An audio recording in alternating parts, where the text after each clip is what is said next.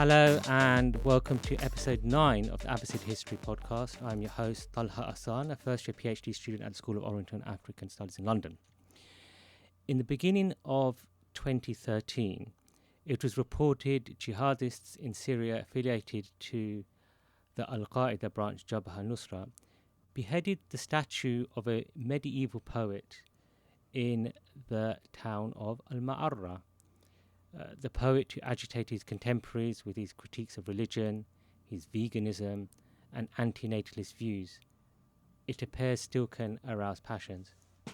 With me today is Dr. Kevin Blankinship, Assistant Professor of Arabic Language and Literature at Brigham Young University, to discuss the life, works, and legacy of this remarkable figure, al-ʿAlāqq al-Maʿarrī. Welcome, Dr. Blankinship. Glad to be with you, Talha. Thanks for having me on.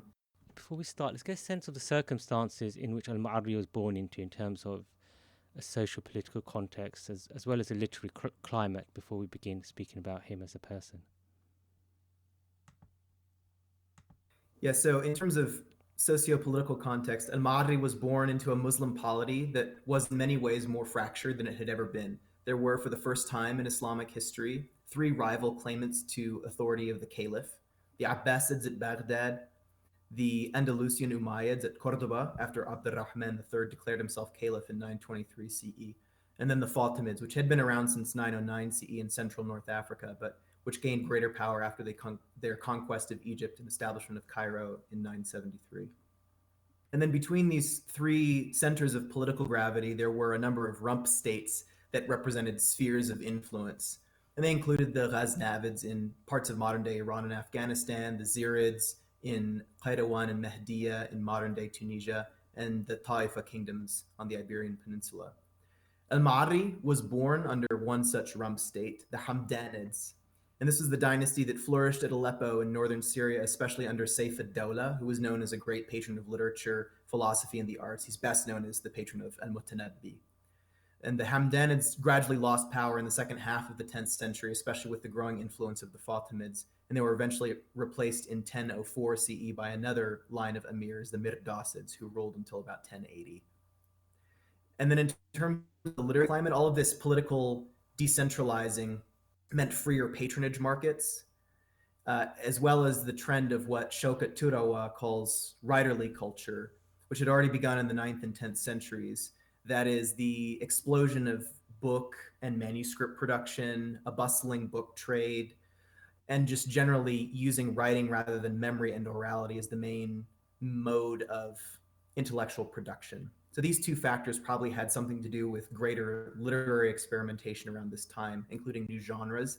In poetry, especially strophic genres like the Zajal and Muwashshah, and in prose, especially the Maqama. And then al-Maʿarrī benefited from all of this. He starts to play around with rhyme and meter and other things. We see this especially even in the titles of his later works, which often take their titles from formal principles rather than content.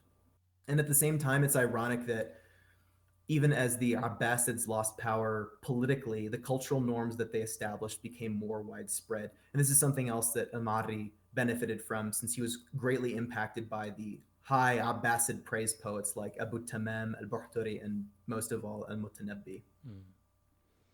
He was born in 973 Common Era. What do we know of his upbringing and early education? One thing that's important to understand right away on this point is that al-Maʿarrī lost his eyesight when he was very young. He was 4 years old and he caught smallpox, al-Judari. And he says in one place in his writings, "When I was 4 years old, there was a decree of fate about me so that I couldn't discern a full-grown camel from a tender young camel just born." So we have this sense that he was lost eyesight, or most of his eyesight, at a very young age, and this impacted him in terms of sort of the persona that comes across, as well as in a supposed connection with his blindness and his prodigious memory and his facility for language. And in pre-modern Arab Islamic culture generally, there's this association between physical blindness and prodigious memory and facility with language. So he studied first at Ma'arrat al-Nu'man, which is his hometown, about 70 kilometers southwest of Aleppo, and then at Aleppo itself. His family was made up of notables and judges and poets, fudala wa quda wa shu'ara. And this includes his grandfather, Suleiman ibn Ahmed, who was the chief judge, the first chief judge, not the first chief judge, the chief judge of Ma'arrat al-Nu'man. His first teacher, al-Maʻarrī's first teacher, was probably his father. And we know this from one of two very moving elegies which Maʻarrī wrote after his father died in 1004 CE. He calls him a master of rhyme and attributes his early poetry learning to his father. And then among his teachers at Aleppo, according to one source, he studied with some people from the circle of Ibn Khalawayh, who was famous at Saif ad-Dawlah's court in Aleppo as a grammarian and an expert on Quran readings. He was also the author of this very curious philological work called Names of the Lion, Asma' al-Asad, in which he lists more than 400 names for lions. It's a very interesting figure. Ibn Khalawayh died when al-Maʻarrī was still only 8 or 9 years old, but we find al-Maʻarrī lamenting him pretty strongly in the Epistle of Forgiveness, Risalat al-Ghufran. Maʻarrī says, would God protect Aleppo because that town, after Ibn Khalawayh's death, can no longer wear any ornament, neither spangle or banglet or bracelet, and thus it's found to be removed from adab. So, even though he was young, Ibn Khalawayh had a very important effect on him. Another teacher that we know of from Aleppo was Muhammad ibn Abdullah ibn Sa'd, who was a rawi or reciter of al-Mutanabbi's poetry. And he's mentioned, there's a story, well, this is important because Mutanabbi was probably the greatest influence on Maʻarrī's poetry. And there's a story of a young Maʻarrī reading with this Muhammad ibn Abdullah ibn Sa'd from al-Mutanabbi's Diwan. And at one point, al-Maʻarrī corrects Ibn Sa'd's reading, and they compare the passage in question with a manuscript, and al-Maʻarrī's correction is correct, it is justified. And if we take this to be true, then from a very young age, he was familiar with al-Mutanabbi's poetry and also just a prodigious poet himself, or prodigious reader of poetry. Do we get any sense from where he might have got his later views? Do we have a sense of which teachers may have been influential in him going astray, so to speak? Yeah, there's controversy about this point, to say the least. As far as his belief goes, yeah, he's been accused of being everything: a zindiq, a mulhid, a kafir. Some people accused him of following Brahmanism, Barhamiyya, so influences coming from Indic religion. And within the pre-modern sources, there's a debate about where he first got his ideas, as you mentioned. There's one report that on his way to Tripoli, he visited a Christian monastery near Latakia, what's modern day Latakia, where he listened to debates about Greek philosophy, and supposedly this first implanted seeds of skepticism in him. There are other sources that deny that he was exposed to any theology of Islam. We could also speculate that his trip to Baghdad, he heard about some ideas possibly from Manichaeanism or Indic influences. But al-Maʻarrī explicitly rejects Indic cultural and religious practices, especially in part 2 of the Risalat al-Ghufran, the Epistle of Forgiveness. So the short answer is that all of this is speculation, and he very well could have come into this world already with a doubter's disposition. So he might.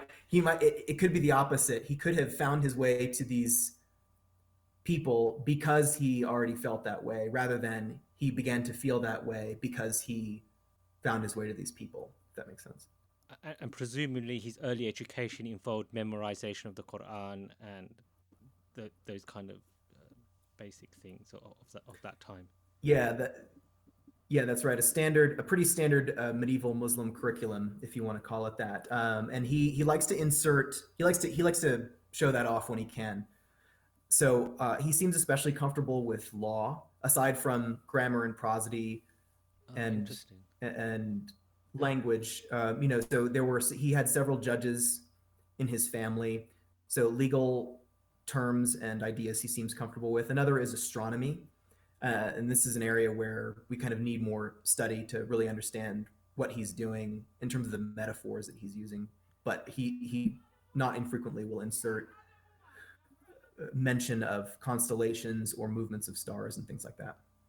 Okay, then he moves to Baghdad, the center of the Islamic world, for about 2 years before returning to his hometown, where he would remain for the next 40 years. What do we know about the people he meets and the works he's producing there? If I can use kind of an anachronism, the way I like to think of this is Baghdad was to classical poets like Los Angeles and Hollywood is to aspiring actors in America. If you want to make it in the movies, you move to LA and just start putting yourself out there. If you wanted to make it as a poet or thinker in the 10th century Islamicate world, you picked up and went to Baghdad. And so that's most likely why al-Maʿarrī made this trip. We know he had ambitions. And in terms of the people that he was meeting from his early poetry collection, Saqt Zand, I'll mention more about his works here in a minute. But from his early poetry, we know that Maʿarrī was in touch with several people who were employed in libraries at Baghdad. One of them mentioned by name was Abu Mansur Muhammad ibn Ali, who worked in the Dar al-Ilm. And this is the name given to several libraries or scientific institutes established in that area of the Islamic world in the 9th and 10th centuries. Another librarian and scholar was Abu Ahmad Abd al-Salam al-Basri, who had apparently been entrusted with supervising the Dar al-Kutub at Baghdad. And Maʿarrī has poems to both of these men and expresses just a general longing for Baghdad and mentions their weekly conversations on Fridays and things of that nature. Another figure that we know al-Maʿarrī was in touch with is Sharif al-Murtada. This is an Alid polymath and also the brother of the Alid poet Sharif al-Radi. And Maʿarrī apparently became a regular at the literary salon of this important Sharif. And there's a widely recounted anecdote that's meant to explain why al-Maʿarrī eventually left Baghdad. He had a very negative experience. At one point, al-Murtada, in one of his salons, mocked the poetry of al-Mutanabbi. Al-Maʿarrī was a great admirer of al-Mutanabbi. That's putting it very lightly. And in response, al-Maʿarrī quipped back and he said, if al-Mutanabbi had written no verse other than the line, "You ruined stations have stations in our hearts." This is a very famous poem by Mutanabbi. He should still be considered the best poet. So the implication here was that al-Maʿarrī was suggesting a later line in this poem refers to al-Murtada, and the line goes like this: وَإِذَا أَتَتْكَ مَذَمَّتِي مِن نَاقِصٍ فَهِيَ الشَّهَادَةُ لِي بِأَنِّي كَامِلُ. If disparagement of me reaches you from some deficient fool, then it's proof to me that I myself am faultless. So the insinuation, supposedly, was that al-Murtada is the fool spoken of in the line, and al-Mutanabbi is the faultless or perfect man. And this insinuation was apparently not lost on al-Murtada, who, it is said, had al-Maʿarrī dragged out of the salon by his feet.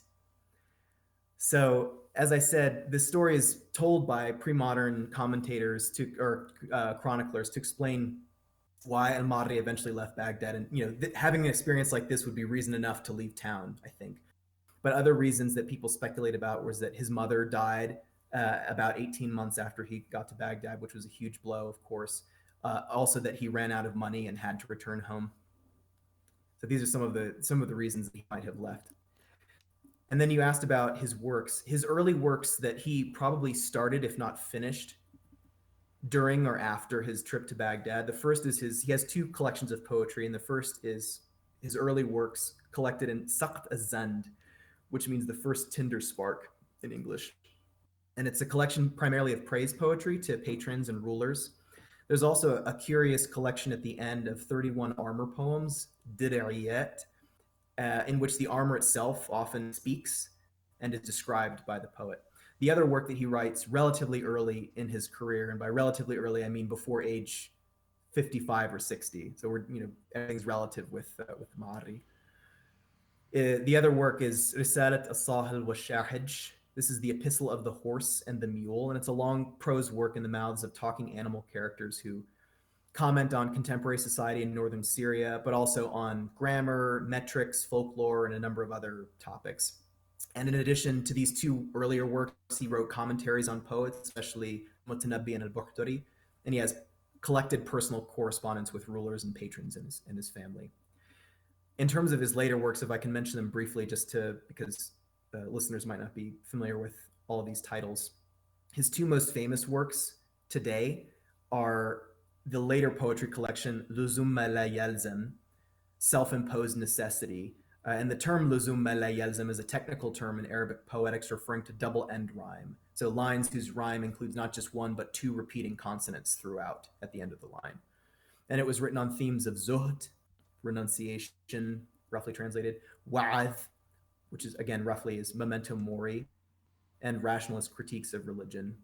The other best known work by Maʻarrī is Risalat al-Ghufran, the Epistle of Forgiveness. And this is a work of eschatological tourism, a journey through heaven and hell in which the protagonist meets once thought heretical poets who've been vindicated and granted a place in paradise, and hence the title, Al-Ghufran. And another work that should be mentioned is Al-Fusul wal-Ghayat, which roughly can be translated as sections and endings, or paragraphs and periods, is how one person has put it. This is a rhymed prose work on praise of God and exhortation to piety. Some have alleged that it's a parody of the Quran, based on al-Maʻarrī's overall reputation for being a gadfly. With regards to his works and philosophy, he has that reputation, and I want to explore that because I think the listeners are really interested in this. You've criticized, I've seen in your writing, you've criticized describing him as a vegan because you see that as anachronistic. And I wonder when people see him as a kind of figure who can be identified with by modern people, whether again that's kind of an anachronistic kind of projection as well. So tell us something more about his philosophies and the nature of his works. Yeah, so in terms of the term vegan, what I meant by that is I think mostly that it is a modern term. It has modern associations. So veganism comes with, I think, certain lifestyle choices that Maʻarrī might not have made. So he's clearly not a secular person. He's clearly a very religious person. So in that sense, and there's also a historical association between veganism and like belief in either in reincarnation on the one hand, and that's why that someone should refrain from harming animals, or on the other hand, a sort of Neoplatonist take on the material world, which is that matter is bad and spirit is good. And Maʻarrī doesn't seem to play into either of these overall philosophies. If he falls on one side or the other, it's on the side of concern about animals and care for animals rather than on the side of rejecting material things and physical things, although he certainly is concerned with that as well. In terms of the overall impression of him as cynical and a doubter, I often tell people that Maʻarrī would be great for an evening at dinner, but terrible to live with. He's a very interesting person, and I imagine a conversation with him for an evening would be fascinating. But to spend your life with this person and to try and make that work would be a chore. So yeah, as most of us now think of him, Maʻarrī was a cynic. He was a misanthrope. He was a lover of the macabre, and I certainly can't deny sort of an overall waspish demeanor. And this comes mainly from his two best-known works, the Epistle of Forgiveness and Luzum ma la yalzam, Self-Imposed Necessity. And it's based on kind of a relatively small number of statements that are attributed to him and that he probably did make, powerful as they are. So one example is that he wrote his own epitaph for his gravestone. And he says, هَذَا جَنَاهُ أَبِي عَلَيَّ وَمَا جَنَيْتُ عَلَى أَحَدٍ. So this is the crime that my father committed against me, that I myself committed against none. Meaning bearing children and bringing them into this world. For Maʻarrī, this world is a corrupt and fallen place. And so it's therefore a criminal act to bring children into the world. The other thing that he's known for is a line. It's interesting. It's ironic that it's a line not from Luzum ma la yalzam, which most people think of and associate with Maʻarrī, but it's a line from his early poetry in Zand. The line goes like this: خفف الوطأ ما أظن أديم الأرض إلا من هذه الأجساد. So lighten your step. To me, the surface of the earth, or the skin of the earth, is made of nothing but all of these bodies. So he's very attentive to sort of the macabre aspect of of life and what it leads to eventually, which is sort of the essence of zuhd anyway, is that you're sort of scaring people by reminding them that the death is always near. Again, though, what Maʻarrī left behind, it goes beyond sort of this general reputation, without denying it, of course, that he did have these views. He wrote over 13 titles that survive, and there are more attributed to him that lost. He wrote about grammar and metrics, morphology, astronomy, philosophy, popular folk tales, and animal lore. And many lines from his Luzumiyat, plus most of the contents of the alleged Quran parody, al-Fusul wal-Ghayat, are full of praise for God and recognition of his power. And then to look beyond what he wrote and more towards the life that he's said to have lived, people sometimes forget that Maʻarrī was an ascetic. He was celibate. He practiced veganism, as you mentioned. He supposedly wore only coarse wool and slept on his prayer mat. So here's a man with deep religious conviction, and that sometimes gets brushed aside in service of a more modern, secular, or at least agnostic sort of adherence to ethics without the claims of a traditional religion. And he's very clear that he is a Muslim. That's really interesting. Go ahead. Sorry, go ahead. It's just no. It's just hearing that from you goes against his reputation that he has of being a religious skeptic, someone sort of ahead of his time. And hearing this from you is fascinating. Sorry, carry on. No, well, I can give you an example from his poetry. So a lot of ideological hay has been made from al-Maʻarrī's poetry, and I don't want to deny that he was a doubter and that he was a free thinker. But he's not as extreme as he could have been. So, for example, I mentioned before that he rejects the idea of reincarnation or metempsychosis, tanasukh in Arabic. There were Muslims at the time, Muslim thinkers who adhered to that, who thought that was the case, and they were considered very extreme. Some early Mu'tazili thinkers, especially a Nizam, seem to have believed this. There were certain denominations of Shiites who also possibly adhered to this. So in terms of the sort of range of possible beliefs that were had at the time, al-Maʻarrī, I wouldn't go so far as to call him an extreme having extreme beliefs. Let me give an example from his poetry of sort of the difficulty in pinning him down, which in my view, al-Maʻarrī wrote in a way that makes it difficult to pin him down, probably with good reason. So one of the most famous examples of some poetry that pre-modern commentators take to be evidence of his kufr, of his unbelief, of his adherence from Islam, is a couplet on the had punishment of cutting off the hand of a thief. In English, it goes like this: "There's a contradiction in the face of which we can only remain silent and take refuge in our Lord from hellfire. A hand wrongfully maimed is redeemed with 500 gold pieces. Why then is it cut off for stealing a mere quarter dinar?" So some pre-modern authorities thought that with these lines, al-Maʻarrī was objecting to cutting off the hand of a thief as a Quranic punishment, which is tantamount to rejecting a core religious principle in Islam, and therefore something condemnable. But it could be read another way, which is as criticism of the monetary limit set by Muslim jurists on compensation for the loss of a hand, as against the monetary limit set on theft, for which loss of a hand is a punishment. So many of al-Maʻarrī's questionable lines and statements are like this. They certainly come off as edgy or orthodox or even heterodox, but they can be read in more than one way, which is hard. It's hard to indict him with any certainty. Again, without denying the fact that he clearly had a problem with received religious authority. And that's what I would say in terms of his overarching worldview, if he has one, which is the general impression you get of Maʻarrī is that he's a gadfly. Right. He tells people not to bow to received authority. He tells them to use their intellects to sort of get at the nature of transcendence. And he tells them to look for meaning beyond the obvious. And generally, he's just weary of the status quo, but in a way that sort of spurs him on to action rather than leaving him passively resigned to fate. Wow.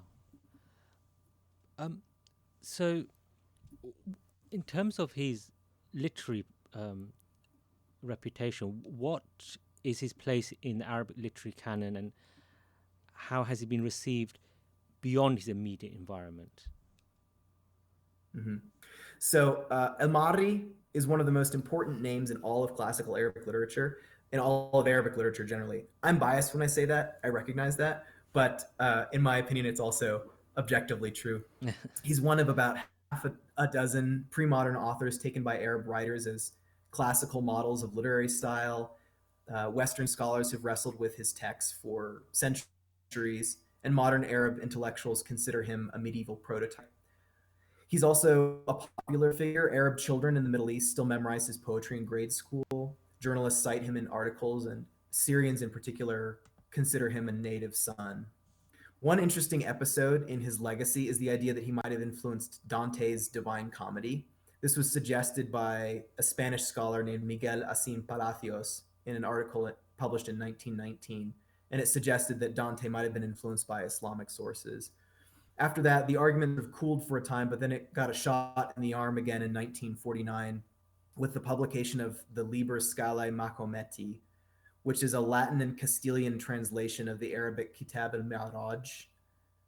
And it was published by two scholars working independently of each other. They weren't aware that they were each working on this. And this was a work that was hailed as sort of the missing link between what Dante wrote and Arab Islamic sources. Then is more or less kind of rejected the connection. One reason for that is that ascension narratives are pretty universal in Christian literature, and the Divine Comedy is nothing if not an essentially Christian allegory. And so it's more likely that Dante would have been inspired by that. In the modern era, the poet that al-Maʿarrī is often compared to is Omar Khayyam. And for good reason, both of them have sort of a look at this world with a jaundiced eye. The difference being that al-Maʿarrī turns away from this world and focuses on, the grave and then what comes thereafter. Whereas Omar Khayyam says more or less, this world is going to end, your life will end, so you may as well enjoy this world to the full. You don't find that in Maʿarrī, the wine drinking and trysting and things like that. I should also say that al-Maʿarrī has been a beacon for Muslim intellectuals and reformers and agnostics and atheists who have felt themselves beyond the pale of sort of normative discourse or orthodoxy. One of his most famous partisans in the 20th century was Taha Hussein, who wrote his first doctoral thesis about him. Taha Hussein wrote 2 doctoral theses. And he went on to supervise critical editions of Maʿarrī's poetry and did a lot of work with his texts. We still use these today in Maʿarrī scholarship. It's really a boon to research. And let's end with a reading from his work and a sample of your own translation. So today I've brought a 17-line Luzumiyya, and I think it illustrates the themes and techniques that Maʿarrī is best known for. He talks about the fallen state of this world. He rails against hypocrisy. He makes learned references to astronomy and Greek thinkers like Aristotle and Hippocrates. And he also, in terms of techniques, he laces the poem with rhetorical figures like antithesis or tibaq, and he plays on the roots of words with jinas and so on. So what I'll do is read the first 2 lines in Arabic to give a sense of the phonetic richness coming from double end rhyme especially, and then I'll read the entire poem in my original English translation. So the first 2 lines go like this. نفوس للقيامة تشرئب وغي في البطالة متلئب تأبى أن تجيء الخير يوما وأنت ليوم غفران تئب. Those are the first 2 lines in Arabic. And then in English, my title is Souls That Crane the Neck. And this is from the first line. Souls that crane the neck toward judgment day, yet here, a crooked man standing up in foolish vice. You refuse to do any good, but you still prepare for a day that brings forgiveness. Don't be duped by the smile of a friend. His inmost thoughts are all of hatred and fraud. And people, whether old or gray, or whether young or old, grow gray in error or else grow up in it. Unwisely, you fancy your debased mortal life, but it never grants what you want. Since the time your soul became lusty as a camel, you have jaunted and strolled in error. And while the sleep of mortal life might be long, yet there is awakening for those who slumber. Craving the harlot of this world equals languor and sorrow. The odd tryst does not satisfy him who aches with hot passion. Though Saturn's blackness might be your palm's dye, and dimly lit Alcor a stud in your ear, yet no supreme light or abiding wealth will save you from the unsure fortunes of night, nor vigor ward off the dust's embrace, though the darkness be a veil atop you. I find the nightfall fuller winged than the crow, but even its pursuing black raven will die. So what bothers the constellation Aquila, such that it won't fly there, and clinging Scorpio, that it won't crawl? Does the day show an onlooker the sun after it's dawned, when that dawn is cloaked in mist? No well-wrought words could refute the death of Socrates, nor could the healer's art shield Hippocrates from it. If you see me brought low at death's brink, leave me, for all who hope will perish. Nor shoo the bird from me, nor let your hand moisten this mouth, bone dry. Wow. And before we wrap up, tell us about any of your forthcoming works that we should look out for. Yeah. So, not under contract yet, but the working title is Counted Among the Dead. And it's a study of Maʻarrī's work set against Zuhd discourse in general and Zuhdiyat poems in particular. I try to broaden an overly narrow definition of aestheticism, which is how Zuhd is traditionally translated. And with a more expansive look, we can see that Maʻarrī's desire to withdraw from human society, his championing of animal welfare, and even his appetite to experiment with literary form kind of fits into an overall disquiet in his poetry, but also in a lot of discourse about Zuhd in general. And it's why I think of his brand of Zuhd as a kind of world weariness, sort of an impatience with the status quo that nevertheless leads to creativity and spark and action instead of resignation. Wow, it's been brilliant speaking, and I just hope you keep safe, and I hope we can speak again soon. It was a pleasure talking with you, Talha. Thanks very much for having me.